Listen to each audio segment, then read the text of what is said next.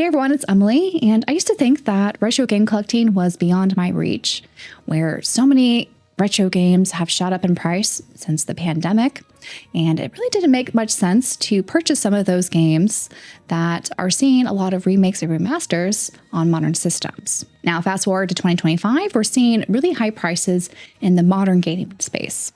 And now with a lot of games being priced in the $7 range, and Nintendo kind of jumping on the $80 price range for some of their titles, it just seems like the ceiling for modern game prices just continue to rise. Not to mention, a lot of modern consoles continue to get more and more expensive with the price revisions. Just seems like modern game collecting is no longer that much cheaper compared to retro game collecting. So last month, I went to my first ever retro gaming convention, the Midwest Gaming Classic, along with two of my podcast co-hosts, with the intent of picking up some retro games. And for the most part, I was pretty successful in finding a lot of well-priced retro games. So today I wanted to share all of the games that I managed to scoop up at my first ever retro gaming convention, and kind of also talk about what it's like to buy retro games in 2025 at gaming conventions such as Midwest Gaming Classic. And if you happen to be a subscriber at our podcast, the JRPG Pursuit, you may have already seen the games that I picked up, but I'm going to go a little bit more in detail about all these games and kind of the thought process I had when I'm trying to figure out what games to bring back with me to California. So my general game plan was to focus in on the PS2 because I just have so many nostalgic memories for that era of gaming. It was my first ever home console system.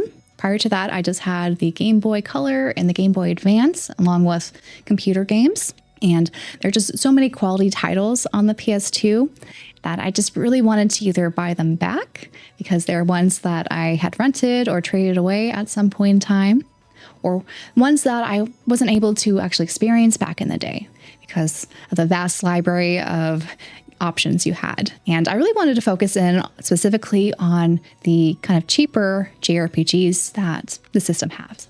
So anything kind of lower than $40 was kind of what I was wanting to scoop up. And the nice thing about a lot of these game conventions that you could go to is that if you find bundles of games, you could often negotiate a lower price. And so I definitely took advantage of that aspect to just kind of knock off a few dollars for some of these titles. So I'm going to go through these stacks. I brought back with me, I think, 16 games in total. Most of them are PS2 games, but there are a couple other consoles represented here as well. And I'm going to go over some of my more nostalgic games. And a lot of these were more like platformers or shooter kind of games that I really wanted just to have in my collection and maybe revisit on my original console. So this first game is an interesting title. I'm not going to say it's a very good title, but I do have a lot of fond memories playing it because it had this kind of multiplayer co-op arena kind of room that was a little separate from the main story, and that is Fur Fighters Vigo's Revenge. So this is definitely not the best game out there, but there was just something so charming being these basically stuffed animals that would shoot at each other. And so we had a lot of kind of back and forth sessions doing that multiplayer and not really focusing on the main story of this game. And thankfully, a lot of these games I was able to pick up in great condition, and they would include the manual, which is something you don't have nowadays in modern games most of the time. And there's just something about the PS2 and a lot of these older retro gaming eras that it's nice to have these tangible items. I don't know if I'll ever actually revisit this game again on my PS2, but it just makes me happy to have it on my shelf yet again. Then next we have Lego Indiana Jones, the original adventure. So there are just so many Lego games out there, but for some reason I was just really attached to the Indiana Jones ones in particular, especially with just all the little funny cutscenes they would have with the little Lego guys that would kind of pantomime at each other. There's just something so satisfying collecting all the little brick coins and just kind of going through the story.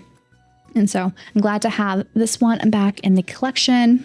And this one also came with its manual with a nice disc as well. Now for another platformer that I'm really happy to have back in the collection is the Ratchet and Clank Going Commando.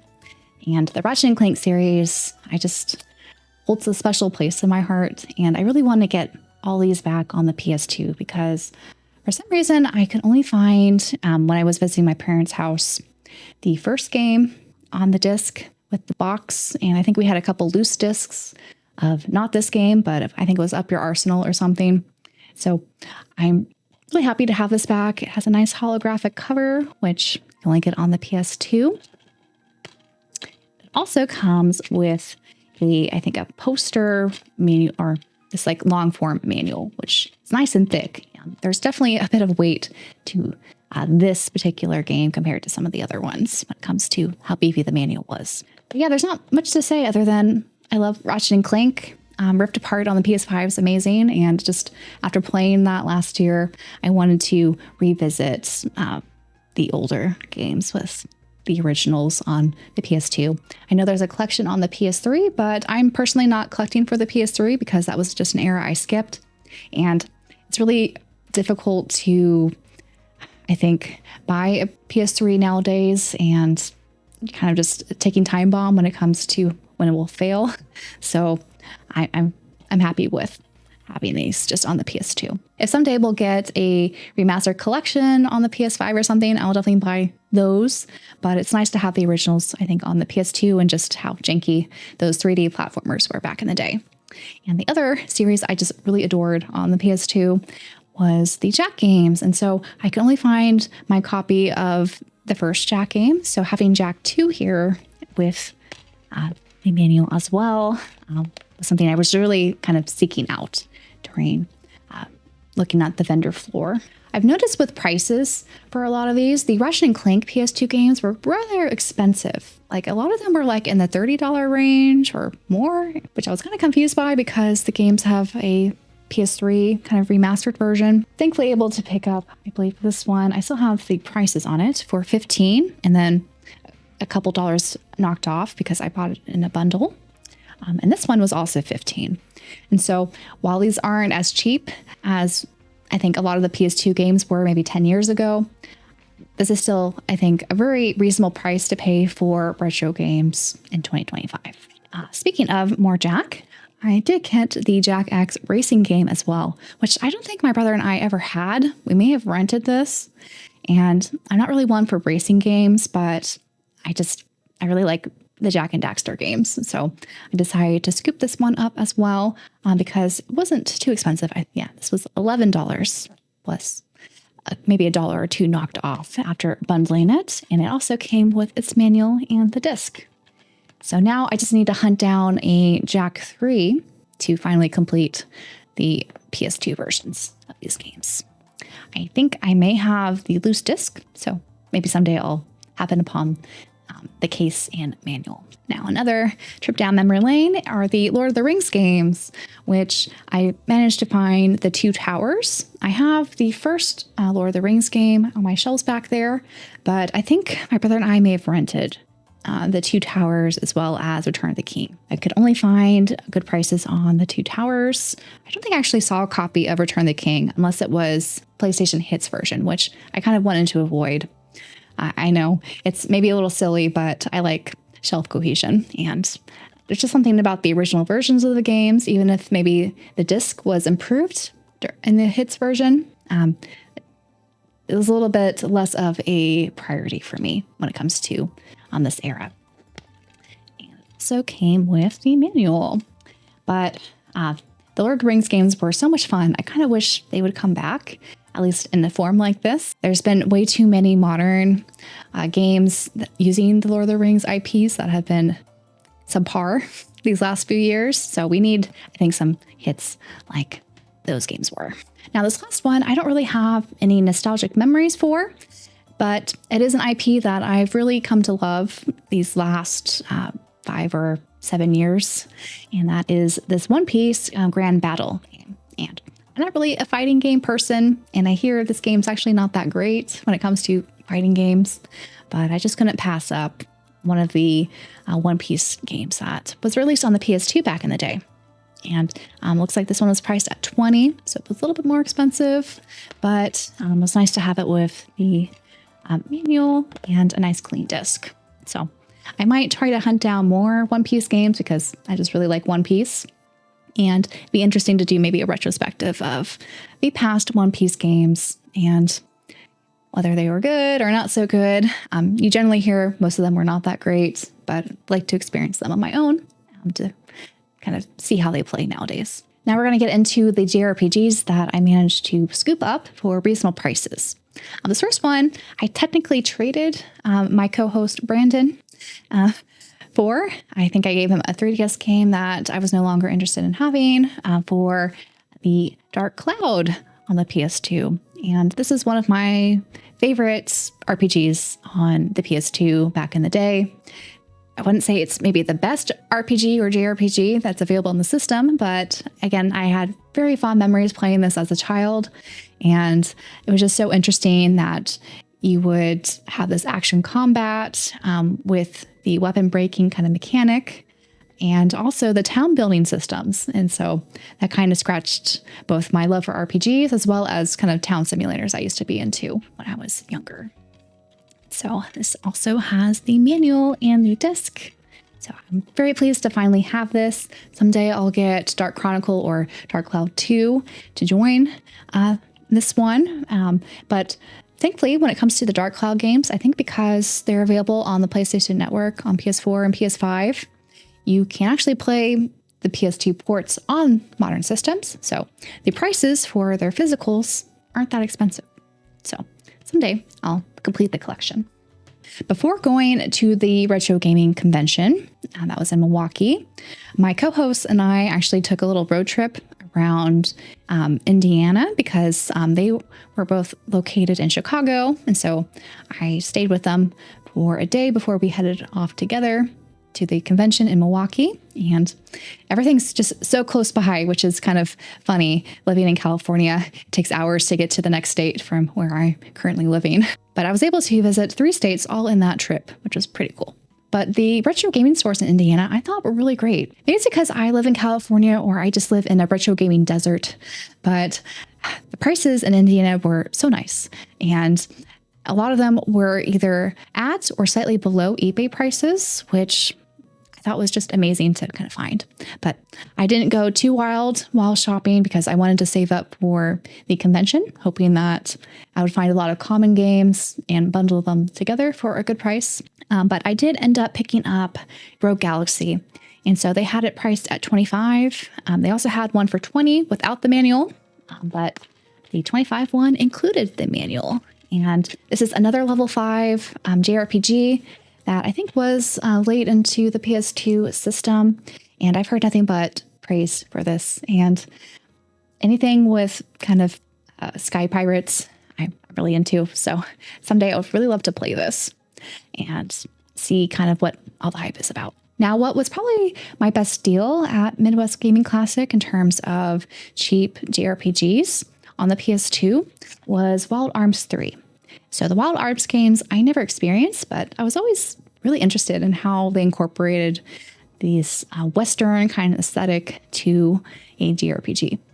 And I'm really hoping that the Armed Fantasian game that is kind of in the works right now will release and be amazing, so I can experience that on modern systems at some point. But getting Wild Arms 3, which is considered a pretty good entry in the Wild Arms franchise for $18, I thought was a great price. And again, this came with a nice manual. So it wasn't too long ago that I picked up Grandia 1 and 2 on the PS4 in that new HD collection. I think it was sold through Limited Run Games, unfortunately, but I was really pleased that I managed to find Grandia 3 on the PS2 while at the Retro Gaming Convention. And it also has a nice holographic cover, as well as 2 discs. So that was kind of neat to see. And the manual. So I never had a chance to play the Grandia games until recently, so I'm excited to dive into that franchise and kind of see why that's considered one of the classic JRPG series that have come out in the last 20 years. Now, this next JRPG was one that I was really excited to find on the show floor, and was one that I was really hoping to find a nice, clean copy of, and that is Zeno Saga for the PS2.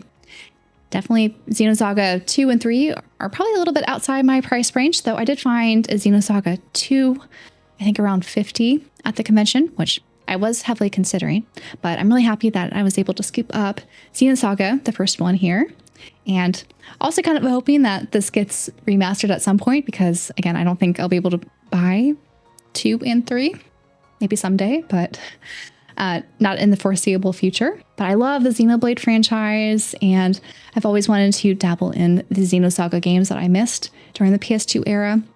So I at least have the first episode that I can play.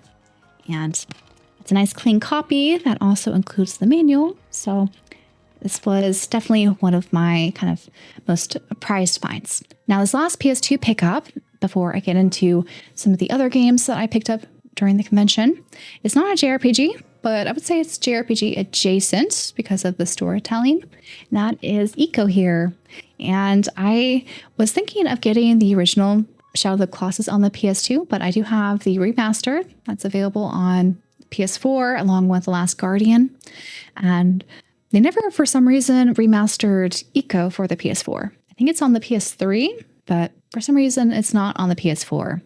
I'm really excited to kind of dive more into these games. I played a little bit of Shadow of the Colossus back in the day, and I don't think I really appreciated it that much back then, since I didn't really understand why I was so focused on kind of hunting down bosses at the time. But I'm excited to kind of go back to those and also just see kind of how unique these game experiences are from this developer. And also the new one that's coming out that I think they announced during the Game Awards or one of those directs that happened. So this was another find. I got it for, I remember if I negotiated this down to 25 or if it was 28, but it also has the manual and the disc. So before we get into my probably most expensive game I picked up during the convention, there were 2 cheap PS4 games that I decided to add to my collection. First one I was really excited to find for a good price. That is the Digimon World Next Order. Now, I think I talked about this game, how it had a Switch release that was limited to the Bandai Namco storefront and kind of sold out instantly. And now it's really expensive, but the same game is on the PS4 for much cheaper. So glad I was able to scoop this up. This, of course, doesn't have a manual, but it does have a little pamphlet here. So some paper. But I'm really excited for the new Digimon game that's coming out sometime this year. It looks just so good, the Time Stranger game.